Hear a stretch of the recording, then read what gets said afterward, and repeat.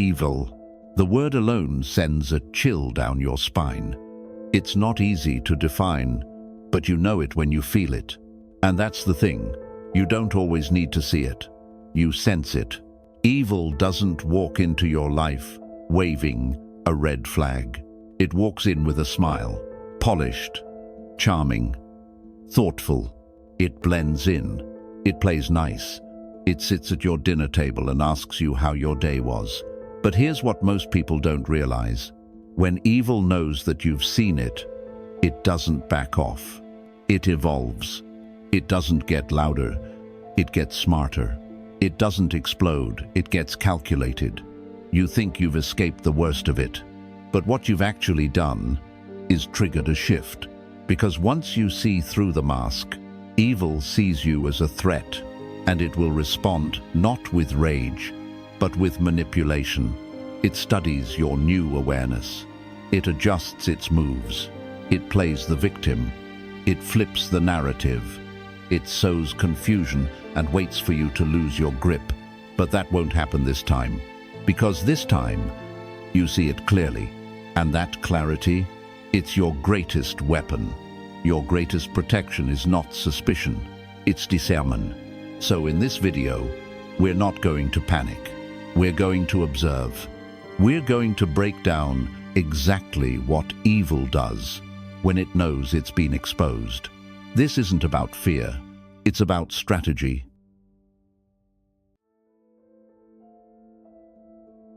What you're about to hear isn't a theory. It's not drama. It's not paranoia in disguise. It's pattern recognition, a survival instinct wrapped in clarity. Because when you uncover someone's hidden darkness, they don't flinch. They don't apologize. They recalibrate. That's when the real manipulation begins. Not with screaming, not with begging, but with precision. They act like nothing happened. Or worse, they act like you are the one who crossed the line. And if you're paying close attention, you'll see it. A shift. Sudden smiles that don't reach their eyes. Polite questions that feel surgical. An energy that once felt warm now turns calculating, measured cold. And you'll feel it, not in words, but in the pressure of the room, in how still everything becomes. Once you know the truth, and they know you know it too. Let's be clear. You're not being too sensitive. You're not imagining things. You're finally seeing things as they are. And that awareness, it changes the dynamic. This video isn't about reacting. It's about not reacting. It's about what comes next. When they scramble to adapt, and you refuse to shrink. Because a Stoic doesn't panic in the face of chaos. A Stoic observes it, chooses a response, and holds position. So if you've ever felt that subtle shift, that tension in the air, after you silently called someone out, after you dared to see what they wanted you blind to, then this is for you. Because we're about to walk through 7 subtle tactics manipulative people use when they realize you're no longer in the dark. Have you ever walked into a room and something felt off? No words, no conflict, just a shift, a subtle tension in the air, like your presence changed something. That feeling, it's not in your head. When someone with malicious intent realizes you've seen through them, they don't always react with anger or confrontation. Instead, they change their energy. The smile becomes a little tighter. The conversation gets oddly careful or oddly intense. Their eyes linger longer than they used to, but the warmth is gone. They don't have to say a word. You feel the shift. That cold frequency that hums beneath the surface. This is what we call an energetic threat. A tactic where someone uses their presence alone to make you feel watched, cornered, or unsettled, without ever breaking a rule. They may sit across the room and stare too long. They may ask questions that feel invasive, but technically harmless. They may hover just enough for you to notice, but not enough to call it out. Why? Because now that you've seen them clearly, they want you to feel uncomfortable in your clarity.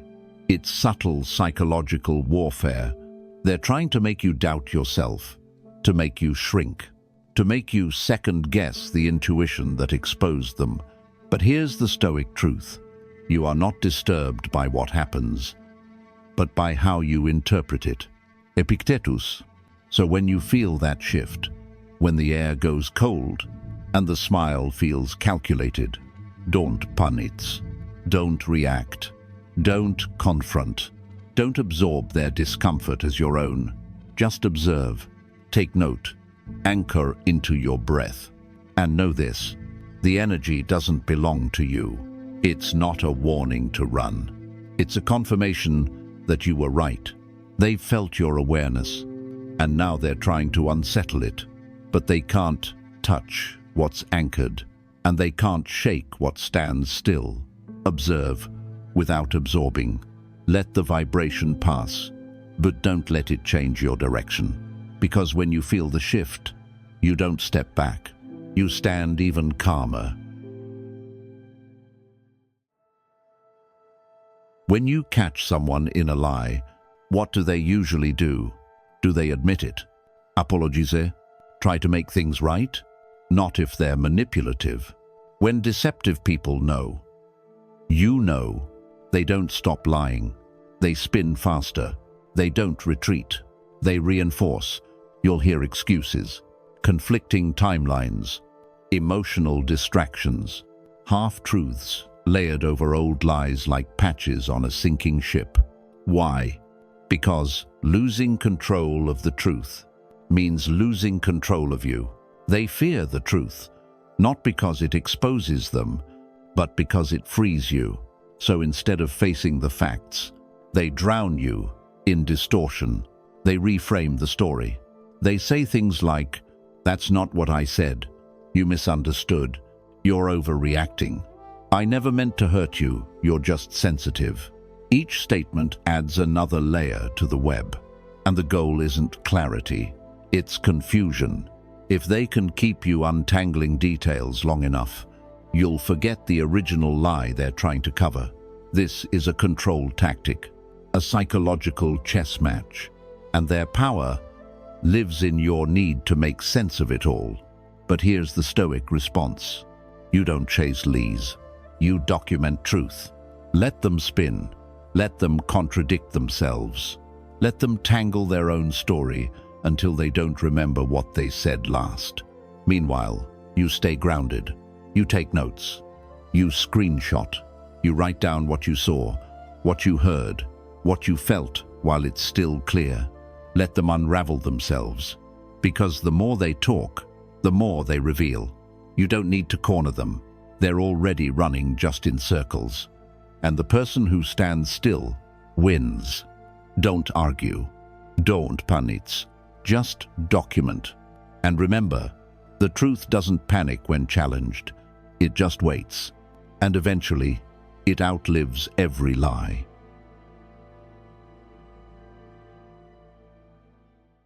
Have you ever noticed how some people disappear right when you need them most? But the moment they need something, they reappear, smiling, apologizing, telling you how much you mean to them. Don't be fooled. They didn't come back because they missed you. They came back because they missed what you offer. Time, resources, access, validation, support. Not you, just the benefits of being near you. This is what we call a return of convenience. The moment they sense you've seen their pattern, when you start pulling away, setting boundaries, they pivot. They don't fight you. They finesse you. They offer half apologies. They tell emotional stories. They play the victim. I've just been going through so much. I didn't want to burden you. You seemed like you needed space. And it sounds reasonable. But here's the pattern. They vanish when you're in pain. They show up when they're in need. They weren't absent because life got hard. They were absent because you were no longer useful. This is emotional opportunism, and it's one of the hardest manipulations to see because it hides inside your own kindness. They know you care. They know you're forgiving. They know that if they say the right thing, you'll let them back in. So what's the Stoic response? You don't react with anger. You don't deliver long speeches. You don't try to make them understand. You just remember one truth. You owe nothing to the opportunist. Not closure. Not explanations. Not access. Not comfort. Their return isn't about growth. It's about gain. And if you let them in without change, without boundaries, you've given them exactly what they wanted. Another chance to vanish when it no longer serves them. So, next time they circle back, don't look at the apology. Look at the pattern, because someone who disappears when you're in need doesn't deserve to reappear when you're strong again. Not all insults are loud. Some come dressed as advice. They sound like this. I'm just trying to help. I thought you'd be smarter than that. Why didn't you see that coming? You didn't ask for feedback. You opened up. You shared a struggle, a moment of vulnerability, and instead of empathy, they handed you shame. This is not support. This is tactical humiliation, a quiet, calculated way to make you feel small, while pretending it's for your benefit. It doesn't come with yelling. It comes with condescension, the kind that creeps under your skin and makes you doubt your own voice. They phrase it like concern, but it's really control. Because when you feel unsure of yourself, when you question your judgment, you become easier to manipulate. You look to them for answers. You defer to their opinion. You second-guess your own. And that's exactly what they want. They don't want you to grow. They want you to shrink, just enough to stay below them, just enough to stay reachable, controllable, dependent. So what's the Stoic response? You don't snap. You don't explain your worth. You don't beg to be understood. You step back and ask, whose judgment define me, mine or theirs? Because a Stoic knows the only opinion that matters is the one shaped by truth, discipline, and self-respect. You don't have to defend yourself from disguised attacks. You just have to stop internalizing them. Let their comments pass like wind. They want to provoke self-doubt. Give them your silence instead. Because someone who belittles you under the mask of support isn't mentoring you. They're managing you. So step out of their frame. Step back into your own clarity. And remember, real guidance uplifts. Fake guidance contains. When someone gets exposed, you might expect them to pause, to reflect, to apologize, to grow. But manipulators don't seek redemption. They seek reinvention. They don't clean the wound. They change the outfit. Fast, polished, convincing. So convincing, you start questioning your own memory. Maybe they weren't that bad. Maybe I misjudged them. That confusion, that's the goal. This is the reputation reset. They don't shift their actions. They shift the narrative. They don't seek truth. They seek a new costume that fits the audience. And the story begins. I've been through so much. I've always struggled. No one understood me. I'm trying. It's just hard right now. It sounds raw. It sounds human. It sounds true. But it's not about healing. It's about hijacking your compassion. It's not vulnerability. It's strategy. The purpose, to make you question your own clarity, to blur the boundary lines, to reframe the story. So now you look judgmental, while they look misunderstood. Suddenly, you're not confronting a manipulator. You're hurting someone who's already hurting. And the spotlight, it shifts, not through honesty, but through performance. Here's what Stoicism reminds us. Don't let their retelling rewrite your reality. You saw what you saw. You felt what you felt. You don't owe your memory a cross-examination. You don't need to explain your clarity to someone who profits from your confusion. So what do? You don't argue their new story. You don't chase a second confession. You don't reopen a closed truth. You return to the data, the notes, the timelines, the patterns, and you hold your ground. Calm, clear, centered, because someone who reinvents themselves overnight isn't transforming. They're protecting a disguise. Real change takes time, takes silence, takes invisible consistency, not a curated comeback. So, if they're rushing to look reborn, don't mistake it for growth. It's just another mask. Let them wear it. Just don't let it work.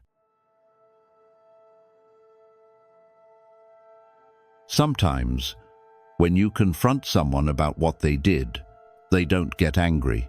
They don't fight. They don't even deny the facts. Instead, they look at you wide-eyed and say, "Wait, I didn't know you felt that way. Why didn't you tell me sooner? I thought everything was fine." And just like that, they shift the weight from them to you. Now, you're no longer addressing harm. You're defending your right to feel hurt. You start to wonder, maybe I'm being too sensitive. Maybe I should have said something earlier. This is not confusion. This is gaslighting, dressed as innocence. It's subtle, it's calculated, and it's incredibly effective. Because when someone pretends they didn't know, they avoid responsibility while making you question your emotional reality. It's a double move. They dodge the consequences, and you walk away feeling guilty for speaking up. But here's the truth. They knew, maybe not every detail, but they knew enough. And the moment you drew a boundary, they played dumb to keep control. Their denial is not your confusion. Just because someone claims ignorance doesn't mean you owe them a step-by-step breakdown of your pain. You don't need a confession. You don't need a reaction. You don't even need them to believe you. You just need clarity. The Stoic response. Stay calm. Don't argue your experience. Observe how someone responds after the truth is clear, because silence after harm isn't forgetfulness. It's convenience. And acting shocked when confronted, that's not misunderstanding. That's a tactic. So what do? You don't shrink. You don't explain. You don't chase understanding from someone who pretends they're still in the dark. You step back. You hold the line. And you remind yourself, your awareness isn't up for debate.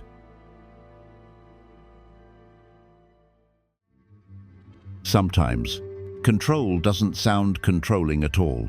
It sounds gentle. It sounds like care, like love, dressed in concern. They say, "Are you sure this is the right choice? I just worry you're rushing into something. I'm only saying this because I care. But look closer, because what sounds like protection might be possession." This is emotional hijacking, when someone uses "I care about you" as a leash. They don't raise their voice. They don't need to. They just make you question what you were sure of 5 minutes ago. They don't want you confident. They want you close, close enough to influence, close enough to depend on them, to second-guess yourself without their approval. And every time you try to grow, they'll soften their grip, but tighten their hold, not by saying no, but by planting doubt. That's not support. That's strategy. You don't owe comfort to those who steal your clarity. So how do you respond? With calm, with stillness, with that quiet power they can't touch. You don't argue your direction. You don't explain your every move. You simply observe. Ask yourself, do I feel stronger after talking to them? Or smaller? If their care drains you, if their concern makes you collapse inward, that's not love.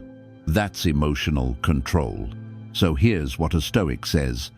I've thought about it, and I'm at peace with my decision. And if they keep pressing, I'm not looking for advice right now. Say it once. Say it kindly. Say it without fear. Because real support builds courage. It doesn't disguise dependency. Anyone who truly cares for your well-being won't make you doubt your ability to choose. They'll stand beside you, even if you walk alone. Let's be honest. Evil doesn't disappear when it's exposed. It just changes shape. It gets softer, more careful, harder to confront, and even harder to prove. But once you've seen it, don't unsee it. Recognition is only the beginning. The real work is staying clear, staying calm without being passive, staying silent without being controlled, setting boundaries without guilt. Because here's the truth. Calm is not weakness. Silence is not surrender. And the clearer your boundary, the freer your mind becomes. So, if even one part of this resonated, if you've felt the shift, seen the mask, or watched someone change once you saw too much, then now is your moment to stand still and stay clear. Drop a comment below. Clear. Let it mark the moment you stopped doubting yourself and started defending your peace. And if you're ready to go deeper, watch next. How to build Stoic boundaries without guilt. The psychology of quiet power. Because protecting your mind isn't something you do once. It's a way of living, with presence, with intention, with unshakable clarity. See you in the next one. Until then, stay calm, stay sharp, and always stay in control.